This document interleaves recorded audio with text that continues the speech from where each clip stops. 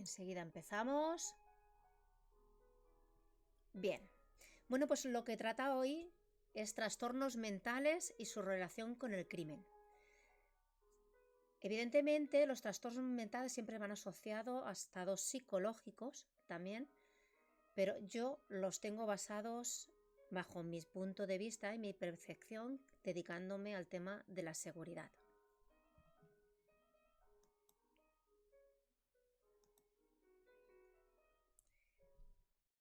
El trastorno de personalidad antisocial, ¿qué es?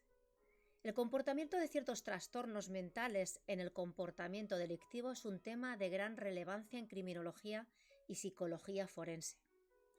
A continuación, se analizaré cómo condiciones como el trastorno de la personalidad antisocial, trastorno límite de la personalidad y los trastornos psicológicos pueden influir en la propensión y comisión de delitos, afectando la toma de decisiones y el control de impulsos. Realmente, cuando hablamos de trastornos de la personalidad o trastornos del comportamiento, pueden ser de muchos tipos. Pueden ser trastornos pues, porque la vida misma te ha hecho que tengas este carácter por lo que has vivido en tu vida. Puede ser por trastornos genéticos o puede ser por accidentes que hayas sufrido.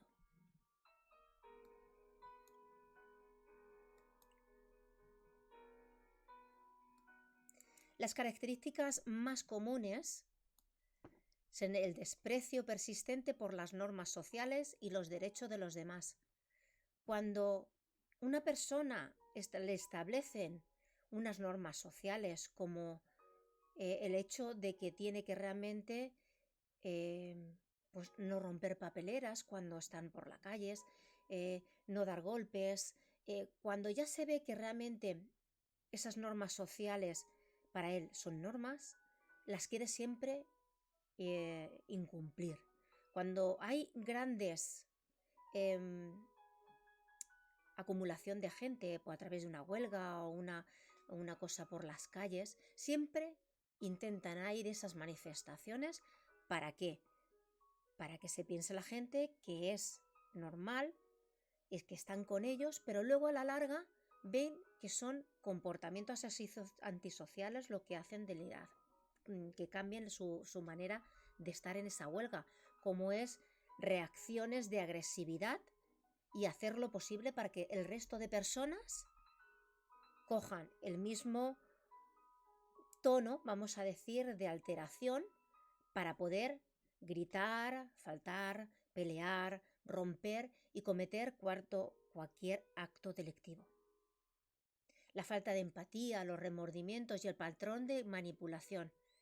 Las personas que no tienen empatía cuando realmente o remordimiento, cuando realmente han cometido un delito o han hecho alguna cosa que no está normal como es en nuestra sociedad, pues no tienen ningún remordimiento.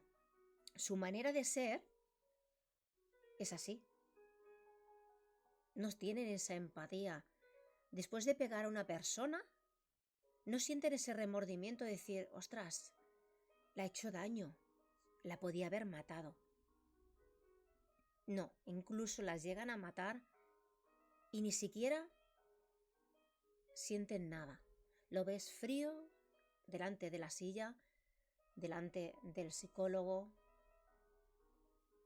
o delante del criminalista, analizando el proceso del porqué,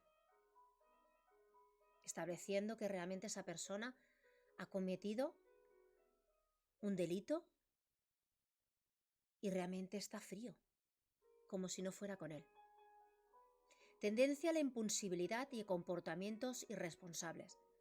Pues esta va unida a los otros también. La impulsividad son personas impulsivas, ¿no? Aquí, como vemos en esta imagen que he puesto, son personas que igual tienen ira en ese momento, como ves que se ponen a llorar, como ves que están contentas, como ves que realmente incluso se ruborizan ante algo que le digas. Son impulsivas.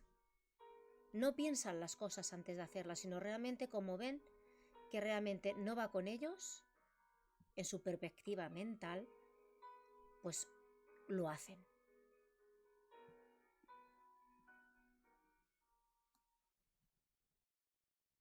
Son personas que, como veis aquí, tienen reacciones agresivas, ¿no? Coger algo, romper, tirar sillas, romper vasos, tirar cuadros, algo. Lo primero que se encuentran ellos, lo que hacen es romper algo, son impulsivas. O simplemente cometiendo actos delictivos, como viene puesto también en esta imagen, robando aquí el bolso de la señora, mientras tanto está distraída con su móvil. Son patrones que realmente lo ven como normales y poco a poco estas personas siempre van a más. Los típicos carteristas que nos encontramos en los metros, ¿no? En este caso, porque les sale bien. Pero cuando poco a poco ya el hecho de robar un móvil, el hecho de robar un monedero, ya le ves poco. Y a la larga simplemente son personas que terminarán delinquiendo a grandes escalas.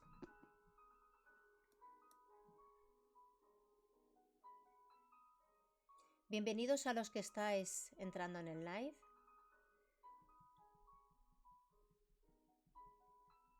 Gracias, Roger, por escucharme, a decirme todo esto del tema del audio. Muchas gracias, muy amable. Vamos compartiendo, por favor, para así que llegue a muchísimas más personas este live. Vamos a intentar explicar, dar una pequeña definición de lo que es. La definición del trastorno de personalidad antisocial. El trastorno de personalidad antisocial es un trastorno de la personalidad caracterizado por la falta de empatía, el desprecio por las normas sociales y una tendencia a manipular, mentir y explotar a los demás para que obtener sus beneficios personales. Como os hemos hablado antes,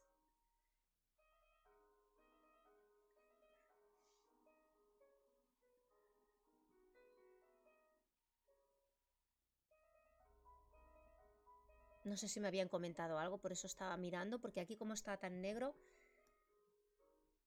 no lo veo muy bien.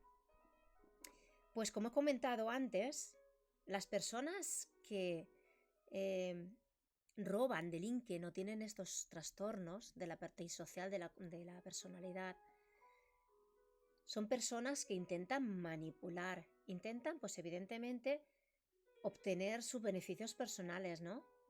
Si quieres robar a una persona o intentas al máximo distraerle, uno le distrae, que normalmente en lo que son el tema de los carteristas es roce. Te rozan por el metro y mientras a lo mejor una persona le está distrayendo, tú mientras tanto le estás metiendo la mano en el bolso para intentarle robar.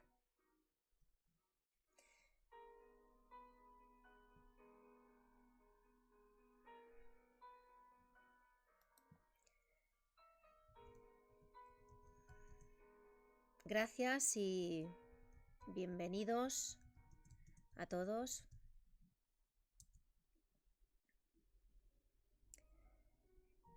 Trastorno de la personalidad, conocido como TPA, es un patrón persistente de desprecio y violación de los derechos de los demás, que comienza en la niñez o en la adolescencia y continúa en la adultez. A menudo se asocia a comportamientos irresponsables, impulsos y en algunos casos criminales. Cuando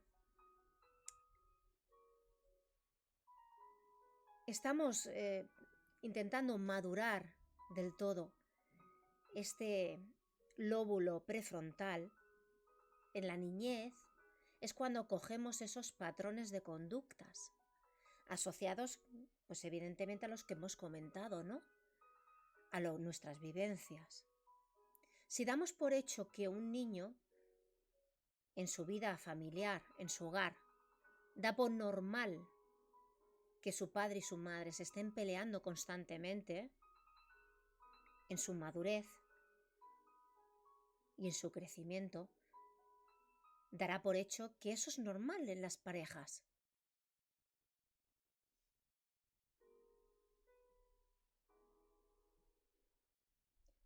Cuando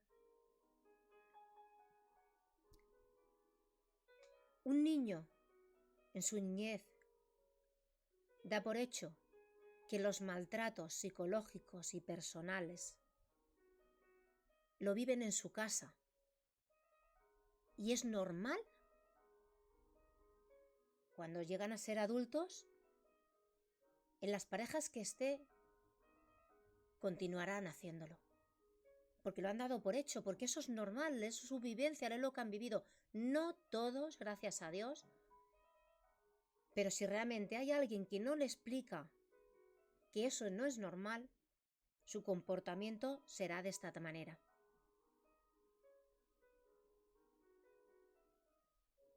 Es muy triste, pero realmente los niños son esponjas. Son esponjas que absorben todo lo que ve alrededor. Y cuando son pequeños, 5 o 6 años, nos ven, se copian de nosotros, de los adultos. Y si realmente esos patrones tóxicos también podemos hablar de ellos,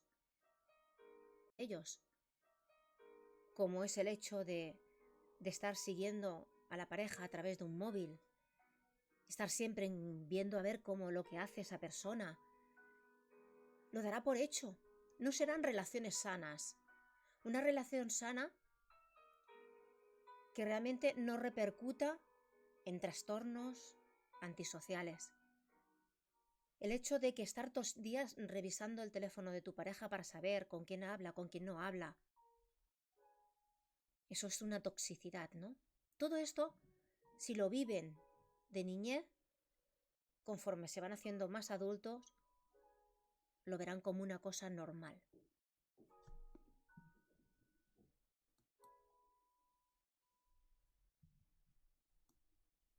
Las causas. Aunque no hay una causa única y clara, se considera que los varios factores pueden contribuir al desarrollo de este trastorno. Los factores pueden ser genéticos, ambientales o incluso en alteraciones del cerebro. En cuanto hablamos de factores genéticos, algunos estudios sugieren que existe una predisposición genética, lo que indica que las personas con antecedentes familiares TPA, como os he dicho, trastornos de la personalidad antisocial, tienen mayor riesgo de desarrollarlo. Evidentemente, la genética hace mucho. Entonces, están predispuestos, es una cosa que lo tienes en el gen, ¿no? No todo el mundo esa alteración después le sale, ¿no? Puede ser que simplemente después no les salga, no tengan esta reacción, ¿no? Factores ambientales, que es lo que hemos comentado, experiencias tempranas de abusos, negligencia, exposición a modelos de conducta agresiva durante la infancia pueden aumentar el riesgo. Es que los abusos, esa persona que está todo el día gritando a la madre o al padre, o la madre al padre, o gritando a los niños. Cuando gritamos tanto a los menores,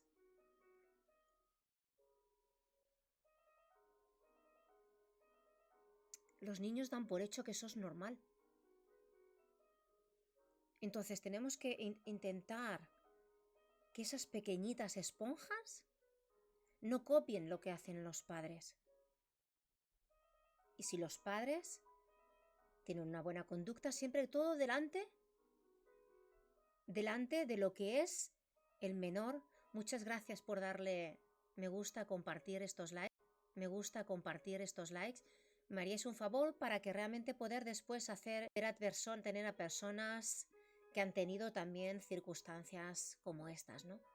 Que también nos vale, porque realmente yo siempre he dicho que los lives son para expresar yo, bajo mi punto de vista, lo que entiendo, pero también vosotros, como los que estáis detrás de las imágenes, detrás de la cámara, que me estáis escuchando, que aportéis vuestra experiencia el día a día.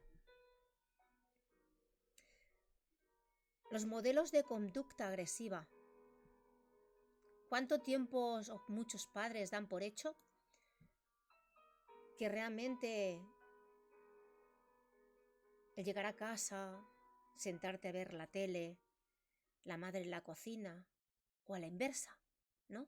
Pero lo más normal que veamos es a la mujer fregando y el padre sentado, a que la mujer le traiga la cena. Hoy en día, gracias a Dios, no. Vamos, familia, que vamos siendo que realmente las tareas de casa son equitativas. Pero en estos casos son por patrones realmente que tienen esta mentalidad, ¿no? Que la mujer tiene que estar fregando y el hombre es el que trabaja. El hombre llega a casa y tiene que estar la mujer detrás del marido, y aún sabiendo que la mujer también ha podido estar trabajando fuera. Estos patrones el niño lo ven normal después. Y cuando tienen pareja, dan por hecho de que eso es lo normal porque en su vida familiar eso es lo normal. Su padre llegaba a casa y se sentaba en el sofá y su madre es la que hacía todo. Todos estos patrones no son los normales. Tenemos que dar una educación a nuestros hijos y pensar que lo que tienen es que educarnos o educarse, yo me incluyo también, a que realmente tenemos que ayudar en casa, poner la mesa, retirar los platos, ayudar a hacer la cama. Estas pequeñas conductas también hacen que realmente nuestro comportamiento lo demos por hecho y que demos normalizado algunas conductas.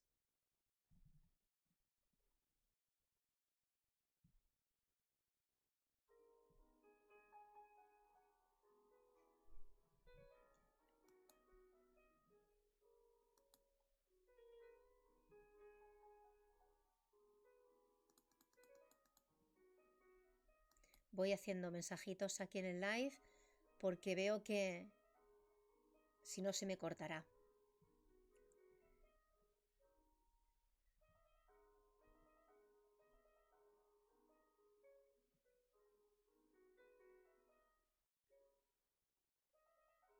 Alteraciones en el cerebro.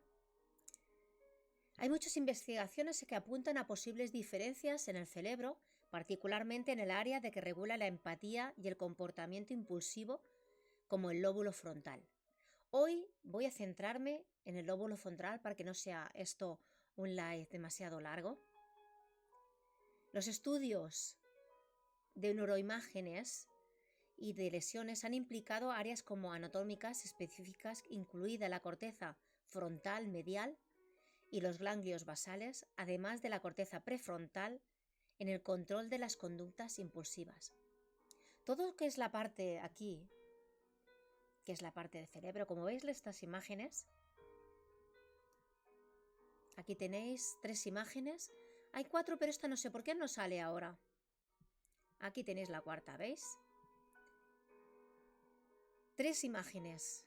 Lóbulo frontal, tenemos aquí, es la parte que realmente hace que tengamos esas emociones, que cuando somos pequeños es donde realmente se desarrolla en el último momento esta parte.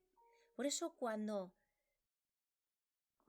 somos pequeñitos nos dicen que esta parte es la primera que tenemos que también proteger, porque es una parte donde es la última, es la más tierna, es donde realmente cuando tocas a los bebés en esta parte, es una parte que es muy tiernecita, tenemos la unión aquí que está muy tiernecita, ¿vale? Y esa es la parte del cerebro que realmente es el último en crecer, ¿no? Hoy vamos a hablar de un ejemplo, ¿no? Vamos a hablar de las alteraciones en el cerebro. ¿Qué parte del cerebro está relacionada con la empatía? A su vez, los autores argumentan que la empatía requiere de mecanismos inhibitorios, procesos mediados por el córtex prefrontal.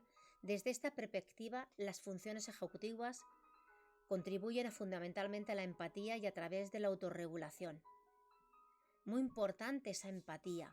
Si vemos una alteración, alguna persona, gracias por compartir, Roger, gracias, cariño. Si vemos una falta de empatía en una persona, es porque esta persona puede tener, no es que tenga, porque no está diagnosticado. Aquí no estamos hablando de diagnóstico, estamos diciendo las posibilidades que puede haber, ¿no? De que una persona tenga estos síntomas de trastorno de la personalidad antisocial. Y uno de ellos puede ser por su falta de empatía. Hoy vamos a hablar de este señor. Este señor se llama Pigneas Gage o Gage. En inglés es un poquito verde. Este señor sufrió un accidente, ¿no? Y dice así.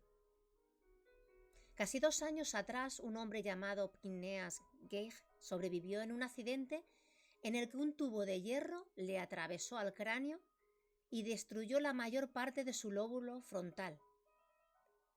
Antes del accidente, este hombre era conocido como una persona amable, un esposo y padre amoroso.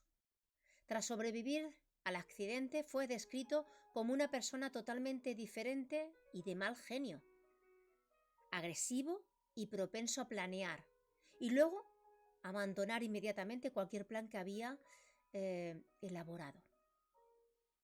Debido a que su corteza prefrontal estaba lesionada, los científicos pudieron darse cuenta de que las principales funciones de esta, basándose en las alteraciones que Pigneas, comenzando a mostrar cambios en su personalidad. Esto tuvo un gran efecto en los investigadores futuros en el campo de la neurología y en el estudio de la localización y funciones de la corteza prefrontal. Tenemos que pensar que el cerebro, nuestro cerebro, es tan complicado que todavía no conocemos ni una cuarta parte de lo que hay ahí dentro, de cómo funciona. Sabemos que funciona a través del sistema nervioso, a través de impulsos eléctricos, ¿no? A través de nuestras neuronas que envían esos destellos y estas conexiones neuronales que los activan. Pero no sabemos el 100% cómo está desarrollado por su interior. La corteza prefrontal es una región del lóbulo frontal del encéfalo, también conocida como el centro de la personalidad. Esta parte es nuestra personalidad. Cada parte del cerebro tiene una función, pero hoy quiero enfocarme en esta, en la parte del encéfalo. Es la porción del encéfalo que se desarrolla por completo, en último lugar específicamente, a final de la adolescencia, como he comentado también, a través de sus tantas conexiones y otras áreas de la corteza prefrontal está involucrada en muchos procesos cognitivos superiores o en complejos como en la toma de decisiones. Es una parte muy importante que la que nos dices en tomar una pequeña decisión como es ir a la derecha, ir a la izquierda. Esto está bien, esto está mal. Esta es la parte del encéfalo donde realmente tenemos hechos con consecuencias.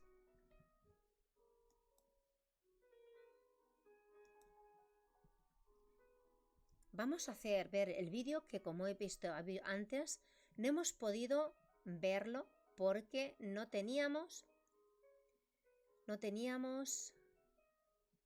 conectado el audio. Y aquí os lo voy a poner porque quiero que conozcáis de buena mano a este señor, a Pigneas, en el cual nos explica su historia. El caso de Phineas Gage es uno de los más interesantes dentro de la neurociencia, y claramente lo podemos vincular al contexto educativo, por ciertos comportamientos que vemos en el alumnado en diferentes fases de edad. ¿Cuántas veces nos hemos encontrado dentro del aula alumnado impaciente, caprichoso, obstinado, irreverente, contestón, o que incluso no se sabe planificar, no sabe estudiar, no sabe organizarse dentro de las tareas que nosotros le decimos como docentes. Esto tiene mucho que ver con nuestro lóbulo frontal, exactamente con la parte prefrontal. Y es un área que realmente termina de madurar cuando llegamos a la veintena, es decir, cuando hemos superado los 20 años. Sí, y eso tiene muchísimo que ver con nuestro comportamiento social. Pero, ¿qué le pasó exactamente a Phineas Gage? ¿Qué es lo que ocurrió y qué podemos aprender de este famoso caso para poderlo contextualizar dentro del ámbito educativo?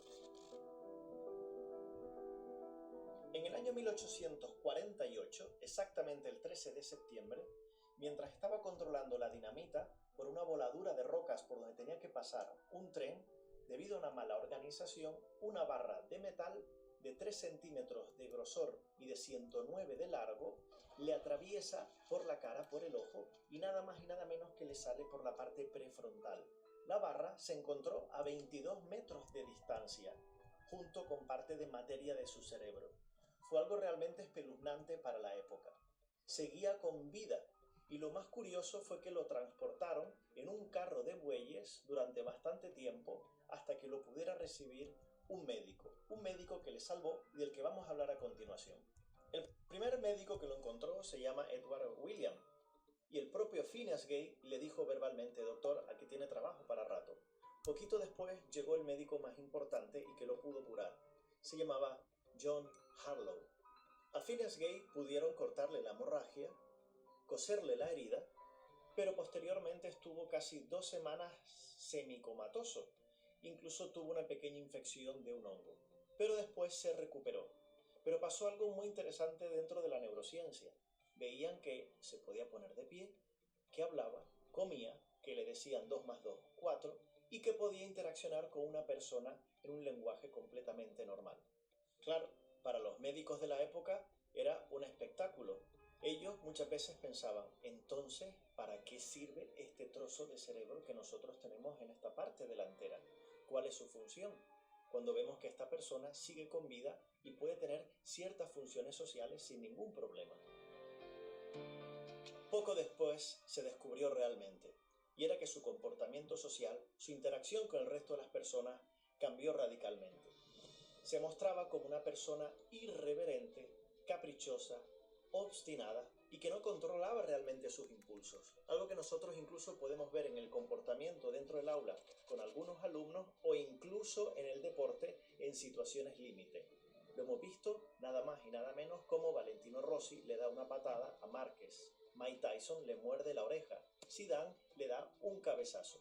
Realmente eso tiene muchísimo que ver con nuestra parte prefrontal del cerebro. Diversos autores han estudiado muchísimo este caso. Uno de ellos es Antonio Damasio en un libro interesantísimo que se llama El error de Descartes. O si no, también otro que les recomiendo mucho de José Ramón Alonso, como ven aquí en pantalla, que es La historia del cerebro. Un libro genial que también les aportará muchísimos datos de ampliación sobre esta temática. Phineas Gage tuvo una vida errática, dado que murió incluso 12 años más tarde del accidente, concretamente en el año 1860. No encontraba trabajo y estuvo durante un periodo bastante largo en Chile como correo de diligencias. Este caso en neurociencia es uno de los más interesantes, dado que a día de hoy incluso el cráneo de Phineas Gage y la barra que le atravesó entrando por la parte izquierda y la parte prefrontal que le perforó se conserva a día de hoy en la Universidad de Harvard. Uno de los estudios más interesantes para tener en cuenta cómo es nuestro comportamiento social, por qué nos comportamos de cierta manera y cómo nos podemos relacionar y dónde está esa estimulación en nuestro cerebro.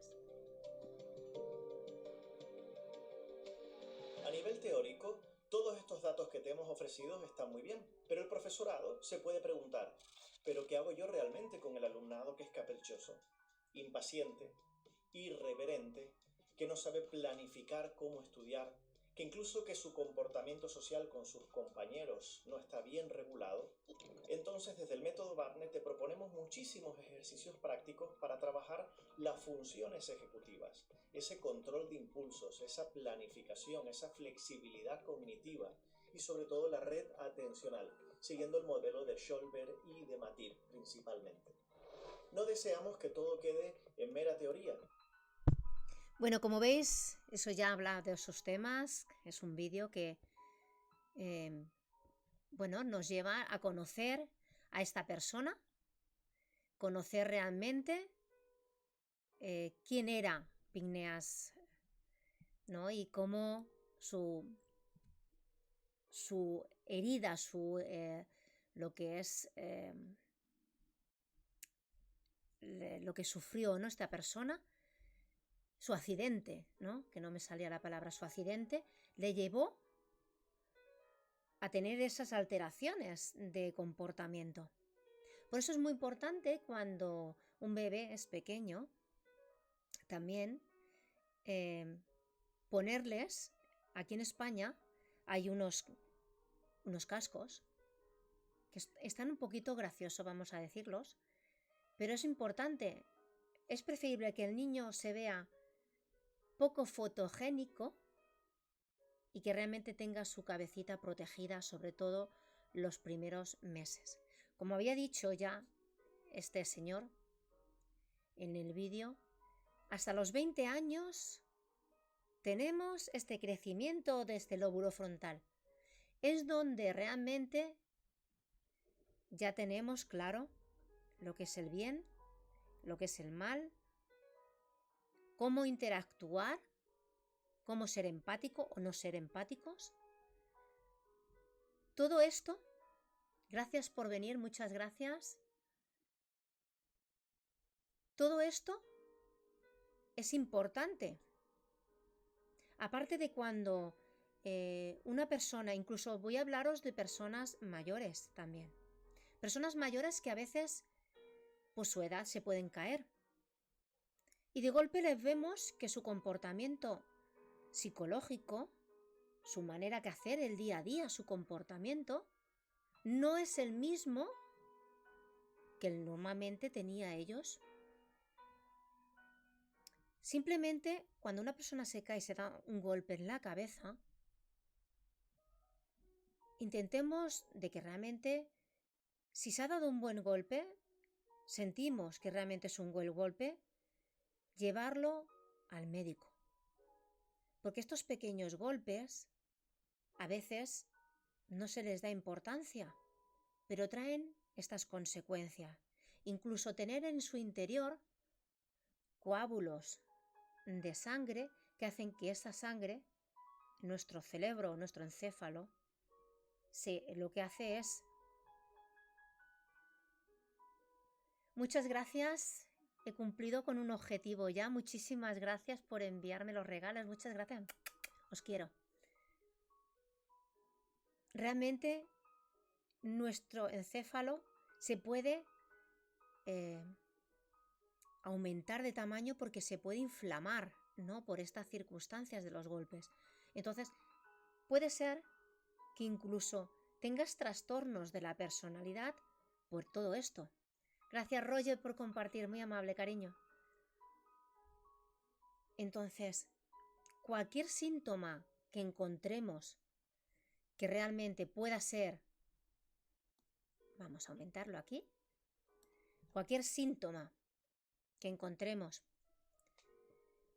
que pueda ser susceptible a un posible daño a nuestro cerebro o nuestro encéfalo, comunicarlo, ir al médico, no pasa nada. Ir al médico a ver realmente que os hagan una prueba. Y sobre todo si notáis que esa persona ha tenido o tiene un comportamiento diferente al que normalmente es. Se vuelve más olvidadiza, está más agresiva. Todo esto es importante, porque aunque no le des importancia, estos procesos también realmente puede ser a causa de.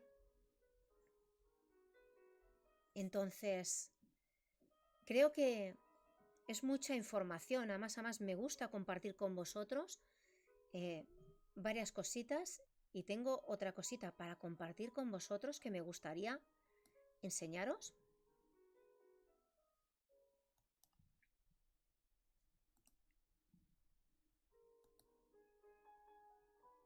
que es realmente esta parte, ¿no?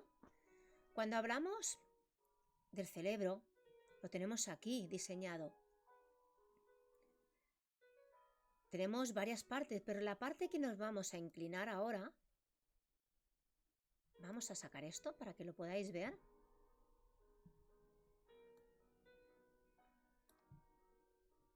Tenemos el lóbulo frontal, que es la parte que he comentado. Tenemos esta parte, que es el lóbulo frontal, donde es la parte última que nos crece. Gracias, Roger, cariño. Precioso. Muchas gracias por estas jotas. Como veis, es importante que este desarrollo llegue a su objetivo. A partir de los 20 y pico de años todavía esta zona sigue formándose, ¿no?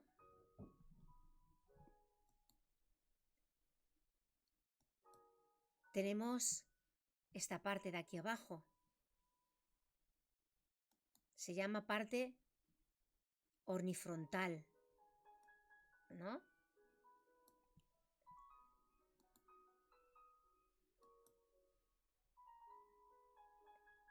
Vamos a montar aquí el lóbulo frontal.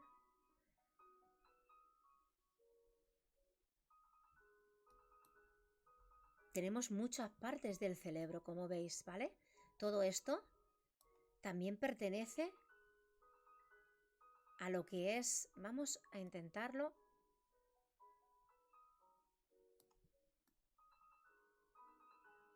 enseñároslo, porque el cerebro es una maravilla.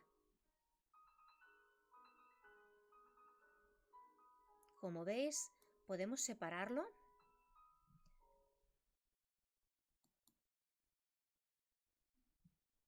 Vamos a hacer al mínimo que podamos para que podáis verlo. Mirad.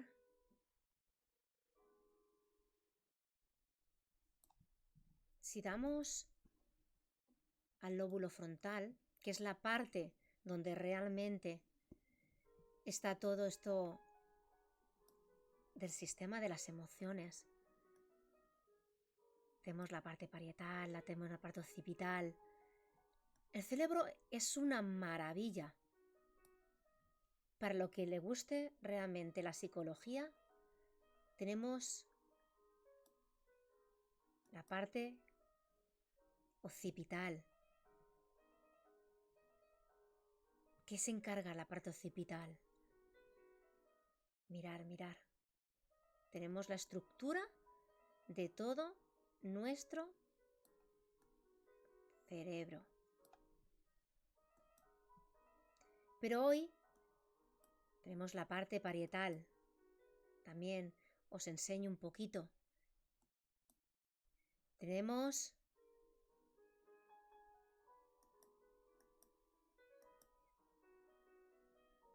la parte de la corteza somasensorial, donde están nuestras sensaciones, ¿de acuerdo?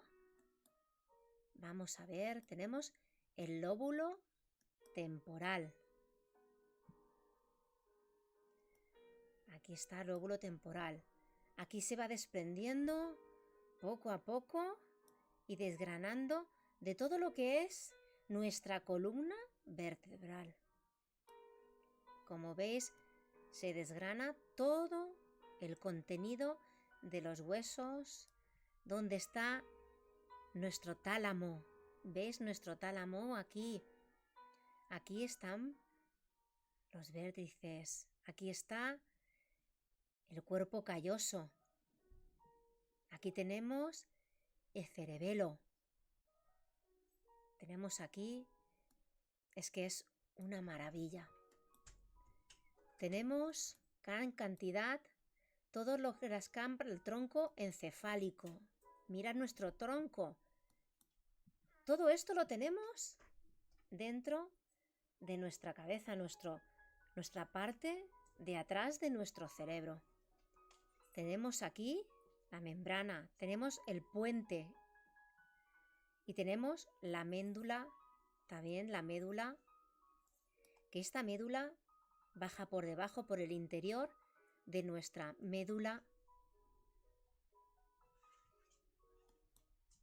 Vamos a ver nuestro sistema límbico.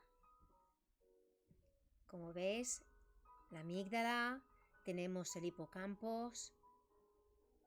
Hoy estoy haciendo un poquito de introducción para que veáis toda esta parte, aunque hoy solamente hemos hablado de la parte frontal. Hipotálamo. Mirar dónde se sitúa. Aquí tenemos el hipotálamo. Gracias por traer más gente y por favor, si podéis dar al like, esto lo podemos hacer compartir con más gente y poco a poco ir enseñándolos realmente partes de nuestro cerebro,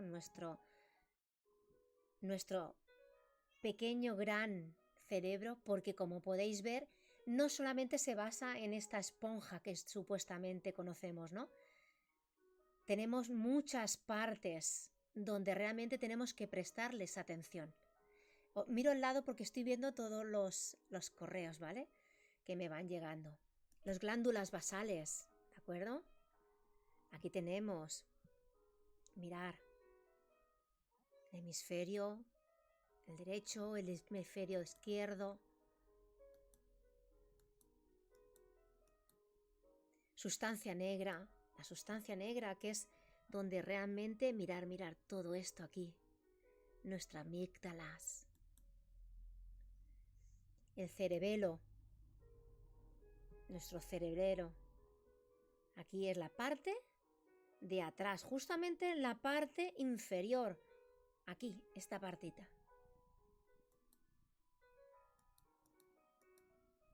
Los nervios craneales. También una parte primordial.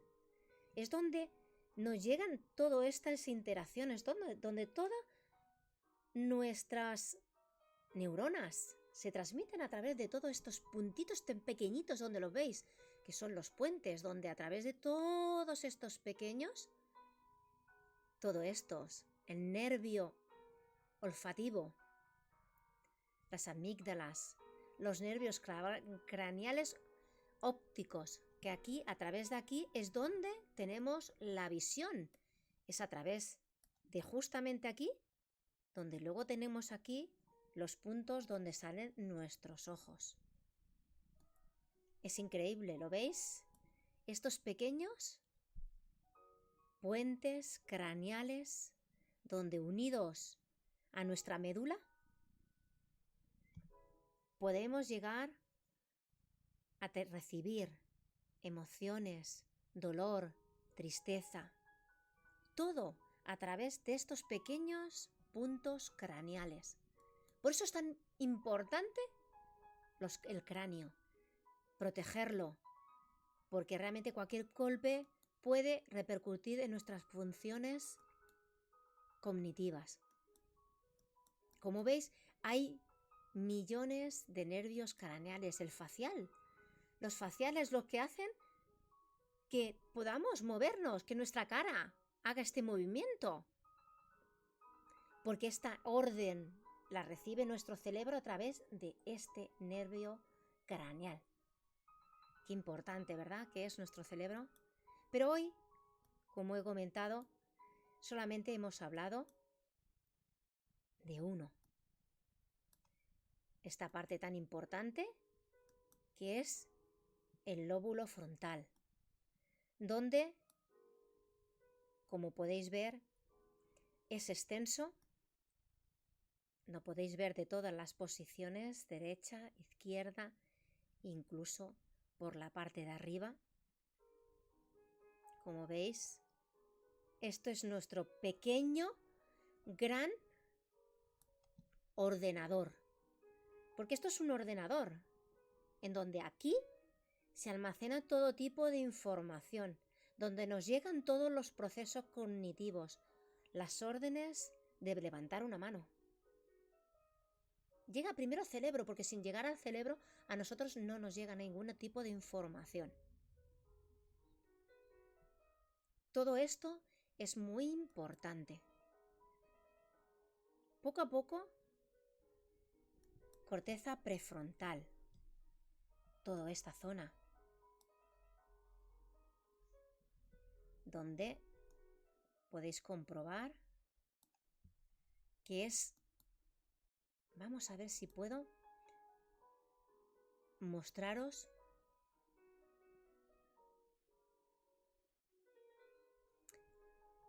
de otra manera, a más con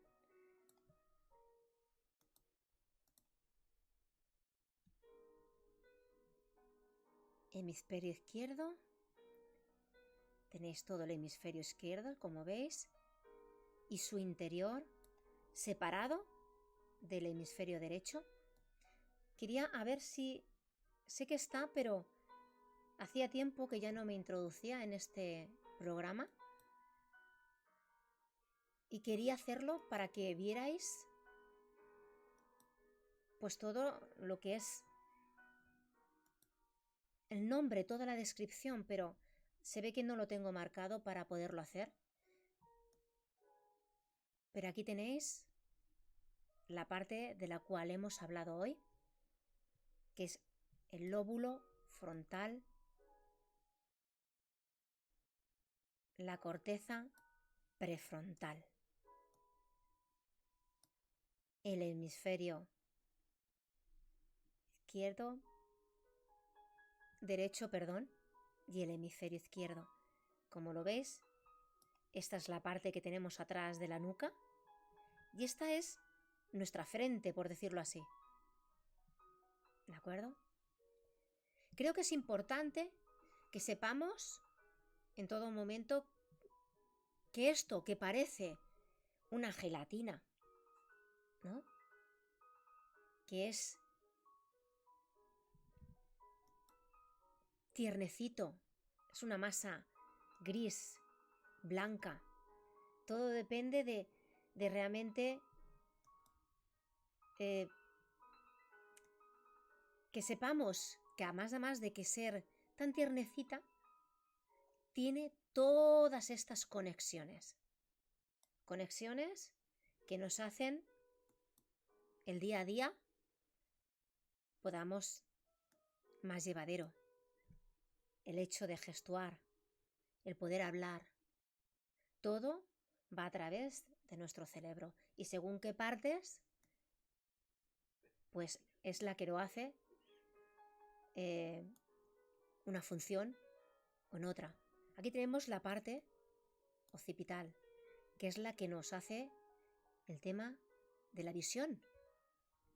Pero esto ya será otro live.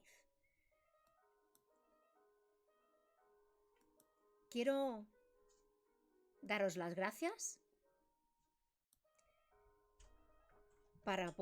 Mira, sale una persona por aquí atrás, mi madre, que está aquí escuchando también. Daros las gracias por estar aquí hoy en este live. Iremos compartiendo más.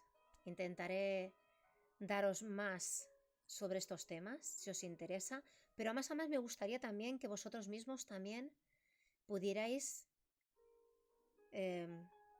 interactuar conmigo, porque ya sabéis perfectamente que a mí no me gusta esto que sea un monólogo. A mí me gusta también que vosotros me expliquéis, como profesionales o no profesionales, sobre este tema, porque aprender, estamos hablando de aprender realmente es importante a conocernos. ¿Y cómo nos tenemos que conocer? Desde todos los puntos de vista. Nos tenemos que conocer porque físicamente es una cosa, pero ¿qué tenemos en nuestro interior? Los procesos cognitivos de nuestro interior y lo importante que es los estados anímicos, los sistemas, los estados mentales para llevar bien nuestra mente y nuestra esencia, nuestra forma de ser, nuestros comportamientos. Quiero daros las gracias a todos por lo que estáis aquí conmigo. Dar las gracias por todos estos compartir de mi live. Y muchas gracias por todos estos regalos que he recibido. Espero que os haya gustado y las personas que se han unido antes porque no me han escuchado en live, he vuelto a repetir todo el live entero porque he visto que realmente es importante desde el inicio que sepáis todas estas metodologías, todo lo que hay detrás de nuestro encéfalo, nuestro tierno y gran ordenador. Un ordenador donde tenemos que cuidarlo y preservarlo, limpios de toxicidad, de tomar medicaciones que puedan alterar nuestras condiciones si no fueran necesarias, evidentemente. De tomar estupefacientes, porque todo esto también hace que nuestro cerebro, pequeñas partes, tengan también influencia y no nos hacen ser el 100% como somos. Tener este ordenador 100% al día a día es muy importante, porque de ello pasa que a través de los años nos podamos mantener equilibrados. Cuesta mucho porque a veces el día a día, sobre todo las emociones, ¿no? Las emociones son los que hacen en que todas estas emociones unidas, nuestras glándulas hacen que segreguen estos tóxicos que nos llegan al cerebro y hacen que tengamos esas reacciones, ¿no? Intentemos suavizarlas en la medida que podamos y si es necesario, ir a una persona que nos ayude, psicólogo, psiquiatra, médico de cabecera, cualquier persona profesional que entienda de esto, del sistema neuronal, para ayudarnos a llevar más llevadero los síntomas que podamos tener. Y sobre todo, yo digo que las personas mayores también a veces da la sensación de que están perdiendo la cabeza. Y a veces son por causas que evidentemente no son porque tengan Alzheimer, sino son por pequeñas inflamaciones de nuestro cerebro. Por sustancias, por ejemplo, una subida de azúcar, una subida de glucosa, puede llegar incluso a tener este síntoma de nuestras personas mayores o jóvenes, Toda persona que tenga un trastorno o una deficiencia en la glucosa. Así que hoy os doy las gracias por compartir, gracias por estar aquí y poquito a poco a ver si esta familia de Sanando el Alma podamos llegar un día a entender todo lo que es este proceso de nuestro ordenador. Muchas gracias y hasta la próxima.